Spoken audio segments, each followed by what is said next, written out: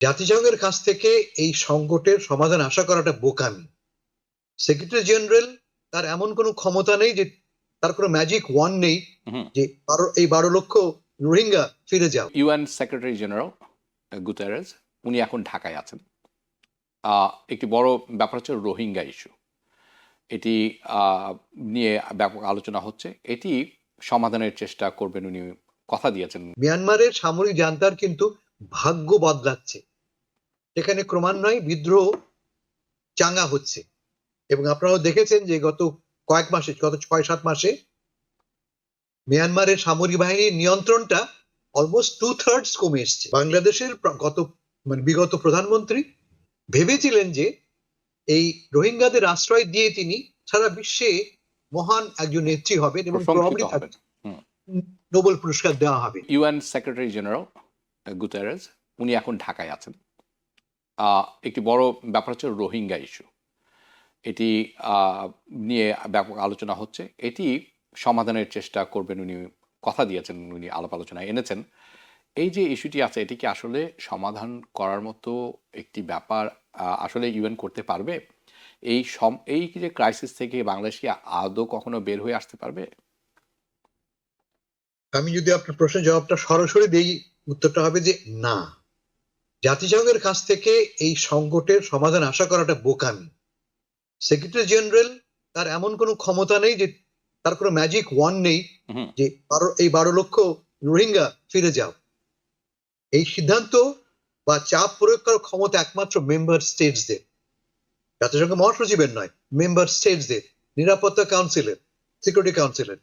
কিন্তু মনে হচ্ছে যে কাউন্সিলের একাধিক মেম্বার রিলাক্টেন্ট, স্পেশালি চায়নার সাথে মিয়ানমারের সামরিক জান্তার দীর্ঘদিনের বন্ধুত্ব।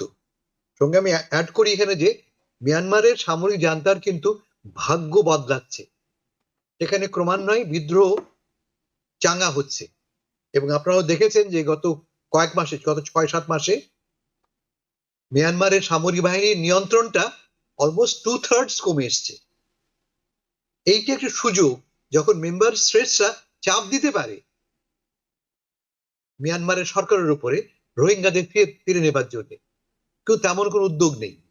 ভুলটা হয়েছে বাংলাদেশের বিগত প্রধানমন্ত্রী ভেবেছিলেন যে এই রোহিঙ্গাদের আশ্রয় দিয়ে তিনি সারা বিশ্বে মহান একজন নেত্রী হবেন এবং নোবেল পুরস্কার দেওয়া হবে। ইট ওয়াজ এ ব্লান্ডার।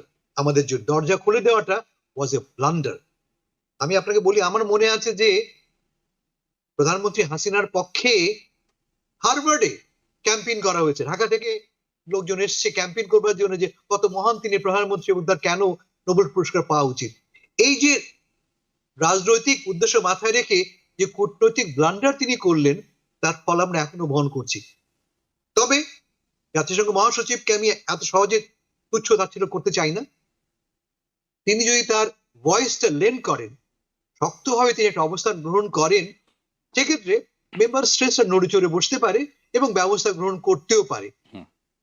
আমাদের একমাত্র আশা হচ্ছে এই যে মিয়ানমারে প্রবাবলি একটা বড় ধরনের পরিবর্তন করতে পারে, and that may help the Rohingyas to go back to their homeland. আরো কিছু আমার ওপিনিয়ন যেটা হচ্ছে বাংলাদেশের উচিত চায়না পার্শ্ববর্তী কয়েকটি দেশের সাথে একত্রে বসে এই সমস্যাটা আলোচনা করা, such as Thailand, such as Malaysia. It is also their problem too. ASEAN কান্ট্রিজের সাথে চায়নার সাথে বসে বাংলাদেশের ডিপ্লোম্যাসিটা খুব ভালো মতো করা হচ্ছে। এখানে ইন্ডিয়ার সাথে কোনো কিছুতে আলোচনা যাওয়া দরকার নেই, প্রয়োজন নেই। আচ্ছা, আমি আরেকটি ব্যাপার আমাদেরকে চোখে এখন খুব বড় করে ধরা পড়ছে, পত্রিকাতে ফলো করে আসছে, টেলিভিশনে আসছে, নাকিবুর রহমান আপনার কাছে। বাংলাদেশে এখন দেখছি আমরা মাব জাস্টিস, রেপ, চুরি চামারি, ডাকাতি, ছিনতাই, মানে খুব ফলাও করে আসছে এবং সবাই খুব চিন্তিত। এবং দুটি ব্যাপার, এই যে রেপের মতো একটি ব্যাপার এখন মানে অহরহ হয়ে দাঁড়াচ্ছে।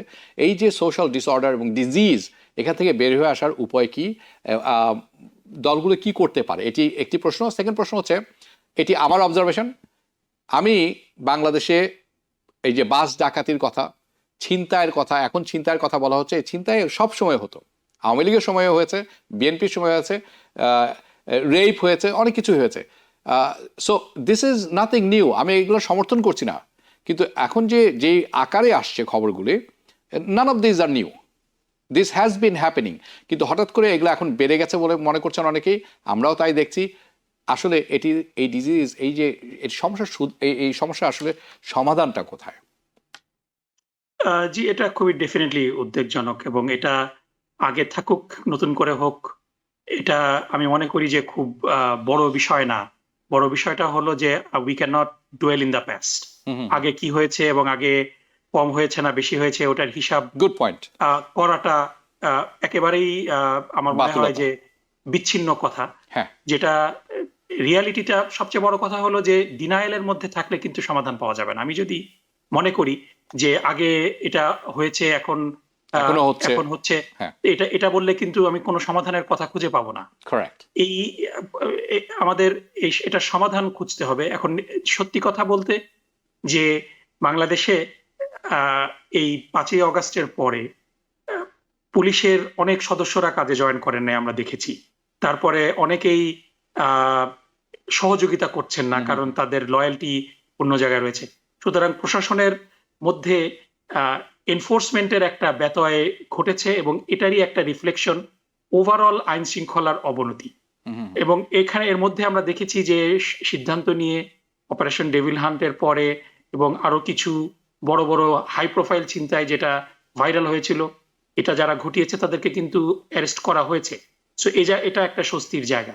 কিন্তু সাথে সাথে যে ধর্ষণের মতো একেবারে খুব মানে নেক্কারজনক যে কাজটা সেটা হচ্ছে, এবং আমি আবার রিপিট করছি যে এটা আগে হয়েছে, আগে হয়নি, ইটস মিউট পয়েন্ট। এখন হচ্ছে, এবং এটা কম হোক বেশি হোক ডাজন্ট ম্যাটার, একটাও কেন হবে।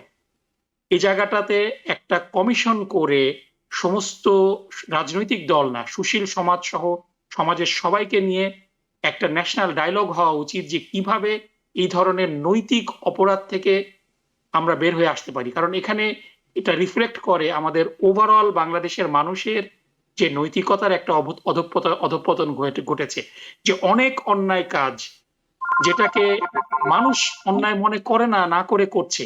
তো এই জায়গাতে একটা সচেতনতা বৃদ্ধি করা, সবাইকে কেয়ারফুল হওয়া যে এ ধরনের কাজ যাতে না ঘটতে পারে, এবং ভিজিলেন্টি যেটা, যদিও মব জাস্টিস ইজ ব্যাড, কিন্তু অ্যাট দ্য সেম টাইম কিছু কিছু অন্যায় কিন্তু সোশ্যাল একটা কন্ট্রাক্টের মাধ্যমেও প্রতিহত করা যায়, এটাকে কমিয়ে আনা যায় যদি তাদেরকে সোশ্যালি একটা মানে যেটা বাংলাদেশে যেটা হচ্ছে যে একজন অপরাধ করলো, জেলে গেল, জামিন নিয়ে বের হয়ে আসলো, লাইফ ইজ অ্যাজ ইউজুয়াল। যারা অপরাধী তাদেরকে মানে ফর এক্সাম্পল আমরা যদি বাংলাদেশে একটা সেক্স অফেন্ডার্স রেজিস্ট্রি করি, যারা এ ধরনের রেপ এবং চাইল্ড মলেস্টিং সাথে জড়িত, তাদের একটা যদি ডেটাবেস থাকে ন্যাশনালি, এবং আমেরিকাতে যেটা হয় যে কোনো সেক্স অফেন্ডার আপনার নেবারহুডে আসলে you immediately get alert. So এই ধরনের একটা উদ্যোগ শুরু হওয়া দরকার ব্যাপকভাবে। আমি জানি যে কিছু মানুষ, কিছু এনজিও ছোট আকারে শুরু করছেন, কিন্তু আমার মনে হয় যে ডক্টর ইউনূস সাহেবের প্রশাসনের এই ব্যাপারে উদ্যোগ নেওয়া উচিত, কারণ এই ধরনের মানুষদের ব্যাপারে সতর্ক থাকতে হবে। কারণ ইটস এ হ্যাবিট, যারা একবার এরকম অপরাধ করেছে তারা যদি শাস্তি না পায়, সামাজিকভাবে যদি হেয় প্রতিপন্ন না হয়, তারা কিন্তু এই কাজটা বারবারই করতে থাকবে। সুতরাং এই জায়গাটাতে শক্ত অবস্থান নিতে হবে, কোনো কম্প্রোমাইজ করা যাবে না। নিউ ইয়র্ক থেকে সম্প্রচারিত TVN 24 টেলিভিশন, বিশ্বজুড়ে বাঙালির কণ্ঠস্বর।